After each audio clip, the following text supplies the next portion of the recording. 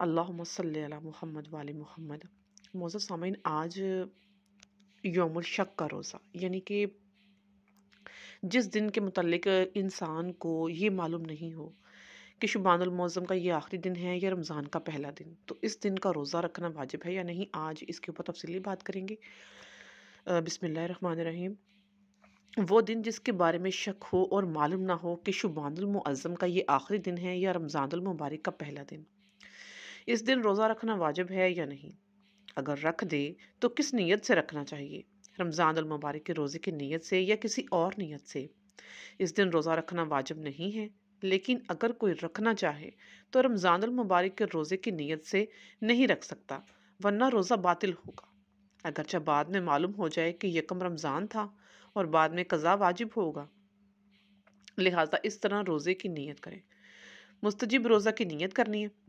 Number 2، اگر کوئی قضا روزہ ہو تو اس کی نیت کر لے۔ نمبر 3، نظر کا روزہ ہو تو اس کی نیت کر لے۔ نمبر 4، یہ نیت کرے کہ اگر شعبان المعظم کا آخری دن ہو تو مستجب، اور اگر رمضان المبارک کا پہلا دن ہو تو واجب۔ اگر ان چار میں سے کسی ایک نیت کے ساتھ روزہ رکھے اور دن میں کسی ٹائم معلوم ہو جائے کہ یکم رمضان المبارک ہے تو کیا فریضہ ہے؟ معزز سامعین، اپنی نیت رمضان المبارک کی طرف پھیر دیں اور آپ کا روزہ صحیح ہے۔ اگر مغرب کی اذان کے بعد معلوم ہو کہ یکم رمضان المبارک تھا تو کیا فریضہ ہے؟ کیا اس دن کی قضا واجب ہے؟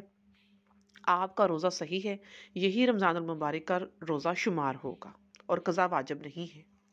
اگر اس دن روزہ نہ رکھے اور دن کسی ٹائم معلوم ہو جائے کہ یکم رمضان المبارک ہے تو کیا فریضہ ہے؟ اچھا، اس کی چند صورتیں ہیں۔ اگر زوال سے پہلے علم ہو جائے تو روزہ باطل کرنے والی کوئی چیز انجام نہ دی ہو تو رمضان المبارک کے روزے کی نیت کرے اور آپ کا روزہ صحیح ہوگا۔ نمبر 2، چاہے زوال سے پہلے معلوم ہو جائے یا بعد میں، اگر روزہ باطل کرنے والی کوئی چیز انجام دی ہو تو رمضان المبارک کے بعد اس روزے کی قضا واجب ہے۔ اور احتیاط، واجب کی بنا پر اذان مغرب تک روزہ باطل کرنے والی چیزوں سے بچتا رہے۔ نمبر 3، اگر زوال کے بعد معلوم ہو جائے اور روزہ باطل کرنے والی کوئی چیز انجام ہو جائے جس کے ساتھ روزہ باطل ہو جائے تو احتیاط، واجب کی بنا پر رمضان المبارک کے روزے کی نیت کر لے اور رجا کی نیت سے اس دن روزہ تمام کر دے اور بعد میں قضا بھی رکھے۔ ویڈیو اچھی لگی ہو اسے لائک کیجیے گا، چینل پر پہلی مرتبہ آئے ہیں سبسکرائب کیجیے گا، اور اسی طرح کی ویڈیوز کو دیکھنے کے لیے میرے چینل کو سبسکرائب کر کے اس کا بیل نوٹیفیکیشن لازمی پریس کریں تاکہ ہر ویڈیو کا نوٹیفیکیشن آپ تک پہنچ سکے۔